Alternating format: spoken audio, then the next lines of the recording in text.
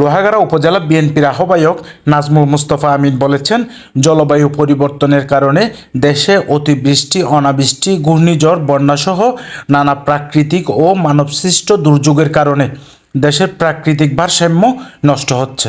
সারা দেশব্যাপী বৃক্ষরোপণের মাধ্যমে দেশে আবারও সবুজ বিপ্লব ফেরাতে হবে, না হলে দেশের আবহাওয়া, জলবায়ু ও পরিবেশ বিপন্ন হয়ে মানুষের বসবাসের অনুপযোগী হয়ে যাবে। বাংলাদেশ জাতীয়তাবাদী দল বিএনপির ৪৬তম প্রতিষ্ঠাবার্ষিকী উপলক্ষে ৫ই সেপ্টেম্বর বৃহস্পতিবার চরম্বা ইউনিয়ন বিএনপির উদ্যোগে উপজেলার চরম্বা উচ্চ বিদ্যালয়, চরম্বা জামেউল উলুম ইসলামিয়া দাখিল মাদ্রাসা, মাইজবিলা অলি আহমদ বীর বিক্রম উচ্চ বিদ্যালয়ের শিক্ষার্থীদের মাঝে ফলজ ও বনজ বৃক্ষের চারা বিতরণ উপলক্ষে আয়োজিত অনুষ্ঠানে প্রধান অতিথির বক্তব্যে এসব কথা বলেন তিনি। এই সময় তিনি আরও বলেন, দেশের পরিবেশের ভারসাম্য রক্ষায় দলের কেন্দ্রীয় কর্মসূচির অংশ হিসেবে এই বৃক্ষরোপণ কর্মসূচি বাস্তবায়ন করা হচ্ছে। আমাদের দলের সকল স্তরের নেতাকর্মী সহ সকলের প্রতি বিএনপির ভারপ্রাপ্ত চেয়ারম্যান তারেক রহমানের আহ্বান, দেশের কোনো জায়গা খালি না রেখে প্রতিটি জায়গায় বৃক্ষরোপণের মাধ্যমে দেশের সবুজ বিপ্লব ফেরাতে হবে। 5ই আগস্ট বিপ্লবের পরে আমরা যে একটা নতুন স্বাধীনতা পেয়েছি,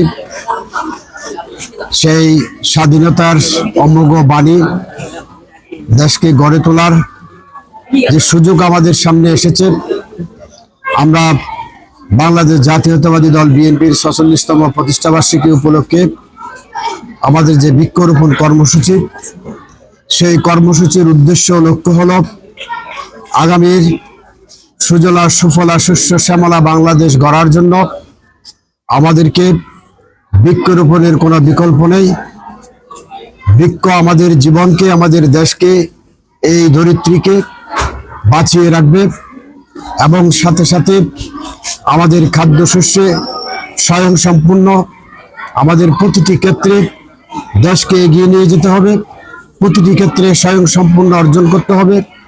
বিশেষ করে পরিত্যক্ত জায়গায় আমাদেরকে প্রচুর পরিমাণে গাছ রোপণ করতে হবে। আমাদের প্রতিটি ওয়ার্ডে, ইউনিয়নে, এলাকায়, মহল্লায় প্রত্যেকটি জায়গা আমরা 1 ইঞ্চি জায়গাও খালি রাখবো না। প্রতিটি ইঞ্চিতে আমরা বৃক্ষরোপণের কর্মসূচি নিয়ে আমরা আগামীতে আমাদের কর্মসূচিকে সফল করব।